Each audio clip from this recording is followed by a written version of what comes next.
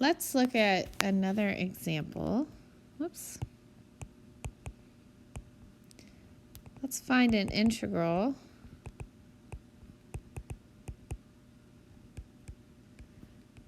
to evaluate the area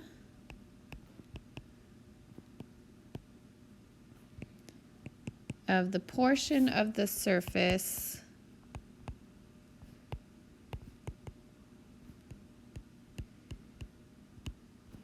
f of xy equals 1 minus x squared plus y that lies above the triangular region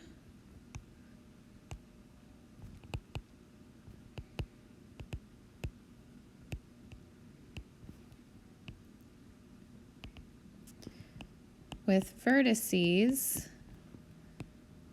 1, 0, 0, 0, negative 1, 0, and 0, 1, 0. All right, so let's switch to GeoGebra real quick to look at this. So I've already entered the surface in here. So you can see F in red here, and the polygon formed down here in the XY plane with points A, B, and C. All right, so remember the red is X and the green is Y. So let's see if we can flip it up and look that way. There we go. All right, so the dotted lines, those are going to give me my region of integration. So let's work with that.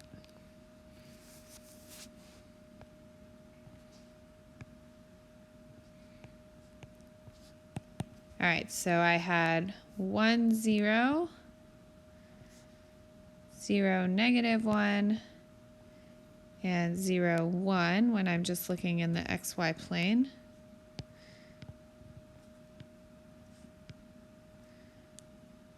So here's my region of integration.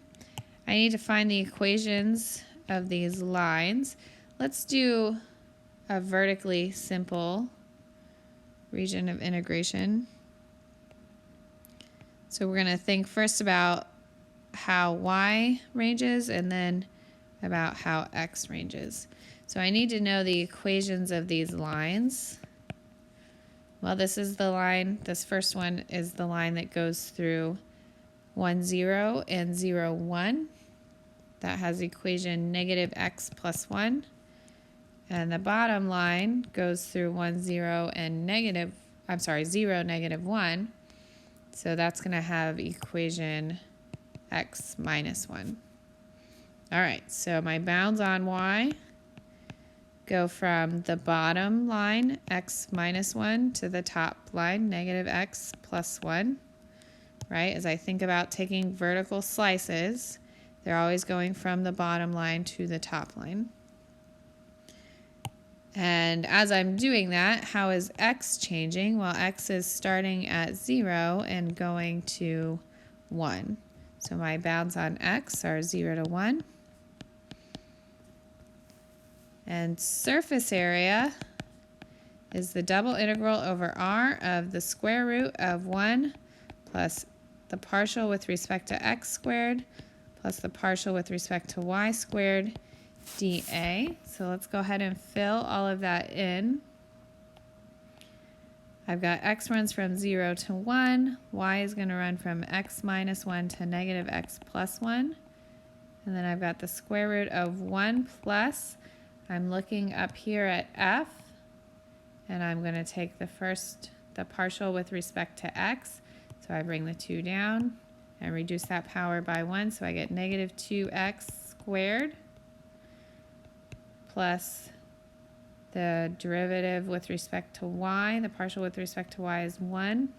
And I'm going to square that. And this is dy dx.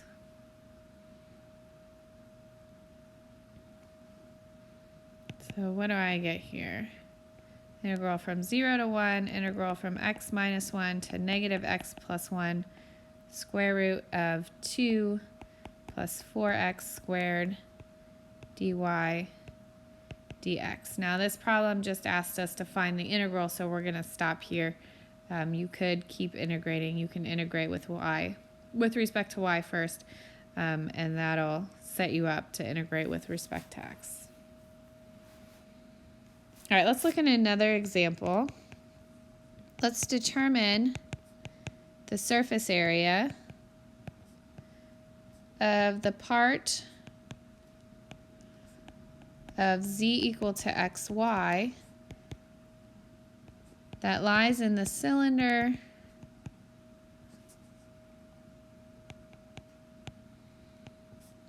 given by x squared plus y squared equals 1. All right, again, let's switch to GeoGebra real quick so we can sketch that. So let's see if it'll let me do that. Oh no. I've cleared it all out. Okay, let's try. Z equals, what has happened here? XY. Hopefully it'll draw that for me. Woohoo! And we're looking over the cylinder x squared plus y squared equals 1. And they've chosen to make that the same color. Let's see. There we go. Okay, so I'm looking at the surface area bounded over this circle. So again, when I look down, I don't know why it's not letting me see it, but my region of integration is going to be the circle down here if you look around the origin. Okay, so in the xy plane, R is the circle of radius 1.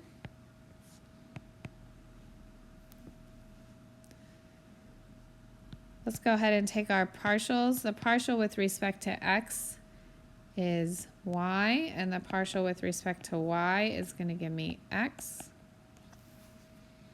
All right, so surface area is the double integral over r of the square root of 1 plus fx squared, so in this case y squared, plus fy squared, so x squared, dA. Okay, now if I get my bounds using rectangular coordinates, you can see that this integral is going to be kind of messy to deal with. In fact, we'll probably have to use a trig substitution to integrate here. But the polar coordinates that we learned last time will be super useful for this equation. So let's define our region in terms of polar coordinates. So here's my region of integration. And now I want to think about points in here and along these lines. Okay, so I'm looking at bounds on r and theta. Anytime I have a circle, the bounds on r go from 0 to the radius of the circle, in this case 1. And the bounds on theta are going to go from 0 to 2 pi. All right, so let's convert this to polar. I'm going to go from 0 to 2 pi. Of the integral from 0 to 1 of the square root of 1 plus, I have x squared plus y squared, that's just r squared in polar coordinates, and then r dr d theta. And you can see that this is a much better integral to handle. I can use a u substitution where 1 plus r squared is my u, and here is my du modulo a 1/2. Well, let's say a 2, and I'll put a 1/2 out here. All right, I'm going to let you integrate that on your own. I'll tell you what you should get. I got 2 pi thirds times 2 to the 3/2 minus 1. All right, please let me know if you have any questions as you try to evaluate that integral. All right, so that's it for this section. I want to just summarize what we've done so far.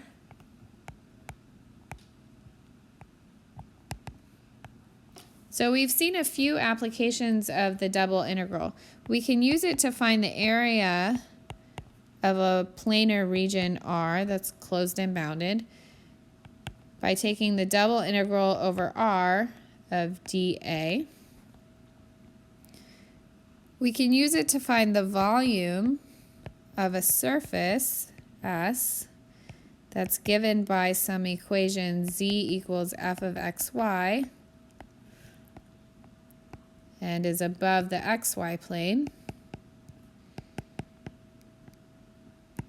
by taking, see if I can squeeze it in, the double integral over R of f of xy dA. And today we've looked at the surface area of S, again given by z equal to f of xy and lying above the region R. And I'm going to have to squeeze that down here. Double integral over R of the square root of 1 plus the partial with respect to x squared plus the partial with respect to y squared dA. All right, so that's what we've done so far. Our next goal is to move into triple integrals. So that's integrals with 3 integral signs here. So we're going to introduce the z variable. As always, please let me know if you have any questions, and I'll see you next time.